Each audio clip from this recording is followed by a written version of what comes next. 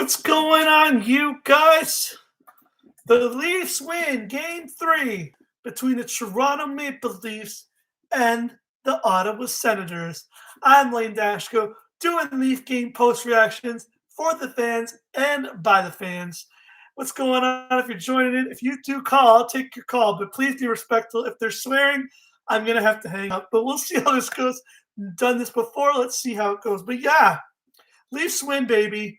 Leafs win 3-1. We're gonna go through everything that happened. First hockey night in Canada, and the Leafs win. The Battle of Ontario now tied up at exactly one apiece. Leafs face the Ottawa Senators tonight, and they came up with the win. We're gonna go through it, but before we do all that, I just want to give a shout out to former OHL, OJHAL prospect Alex Bishop, who I used to volunteer and watch play on that team. Got his first game, got a contract for one day to be in the Toronto Maple Leafs.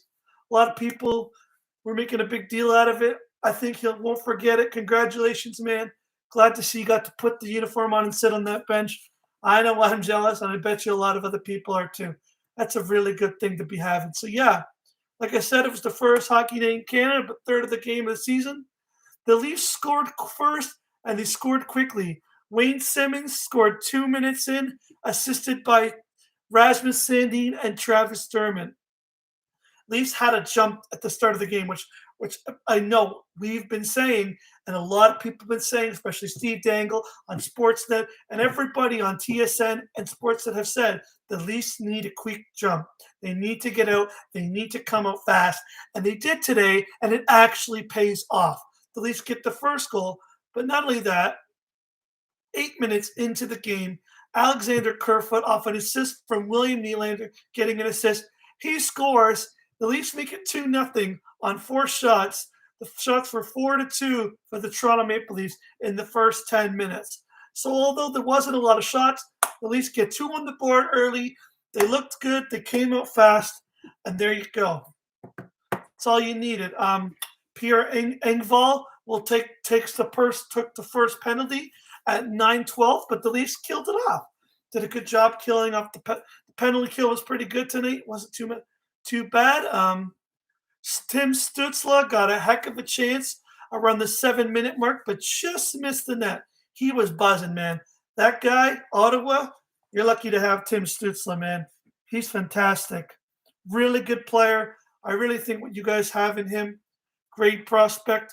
He was all over us tonight, and I'm sure we're going to be saying Tim Stützle's name a few more times before the season ends. It's going to be a breakout year for him, I predict. The Leafs got a second power play off a Thomas Chabot penalty, but didn't score. So the Leafs got a chance on the power play, but weren't able to bury it. Power play wasn't exactly the greatest. The first period ended with a score of 2-0. After 20, the shots were 8-6 for Toronto. We then head to the second period. Early, there wasn't really much going on. Lots of back and forth until Anton Forsberg. And I'm going to be saying his name a lot in this game because he was ridiculous. Anton Forsberg, man, absolutely robbed John Tavares on a backhanded shot. He was incredible tonight, guys. Anton Forsberg, in my opinion, star number 1. Even though his team didn't win, he's the first star of the game, in my opinion, even though they didn't win. It was incredible tonight.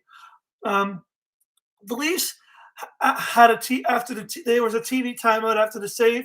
The Leafs then went to the power play. They didn't really generate much chances, but 1:06 left. But Michael Bunting, who again looks like I said this before in the first game. I know I missed the second game. I was busy that night. I wasn't around to see it, but Michael Bunting again tonight was phenomenal, guys. All over pesky, drawing penalties, getting in the faces. He drew another penalty and sent the Leafs onto a 5-on-3, where Sheldon Keefe then took a timeout. That was something to be noticed that, we got a 5-on-3 and we're taking a timeout now to try to get corralled, to try to get into it. And this was a chance to put the game away. They didn't capitalize it because Forsberg was just making unreal saves. He just wasn't going to let the Leafs score on that penalty. The Leafs couldn't get further into the game, and It almost ended up costing them. Late in the second period, Josh Norris from the Ottawa Senators gets a late goal. He makes it 2-1. And with 8 seconds left, Drake Batherson gets an unreal breakaway off a pass from the boards, gets down, scores the goal. I thought it was 2-2. I thought, oh no, the Leafs just blew the lead. But hold on, folks. There's a thing called video review. And we go to video review, and it turns out even though it was that much, just that little bit, he's offside.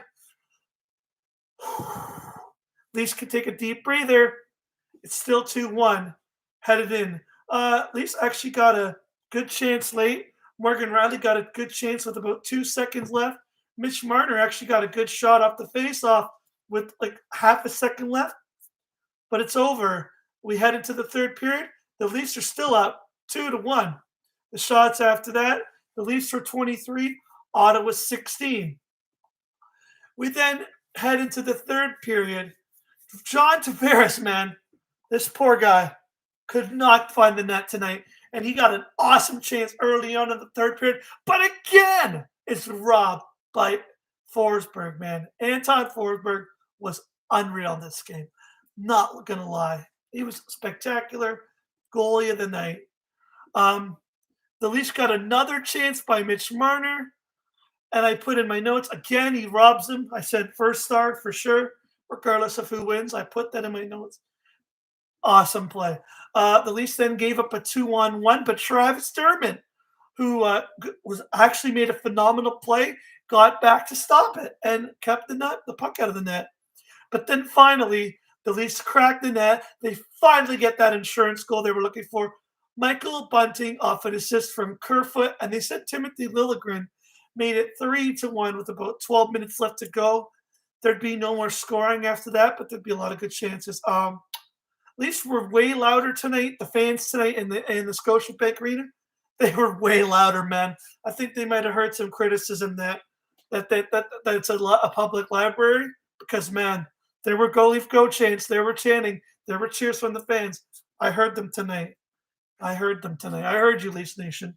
You guys were louder tonight than you were home opener, but gave the team something to buzz about. That's not to say Jack Campbell wasn't sharp.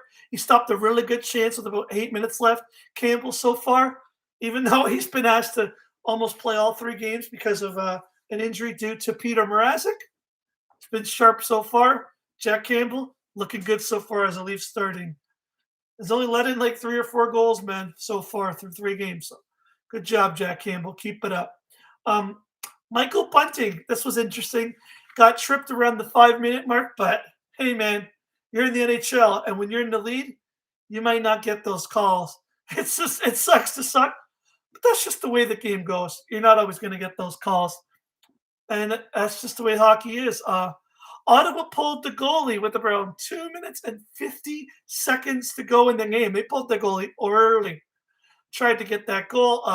Nothing really happened. The Leafs actually fought it off really well. Kind of a lot of back and forth. John Tavares and Mitch Marner, even with the net empty, they couldn't find the back of the net. Actually got hit the post 2 or 3 times each.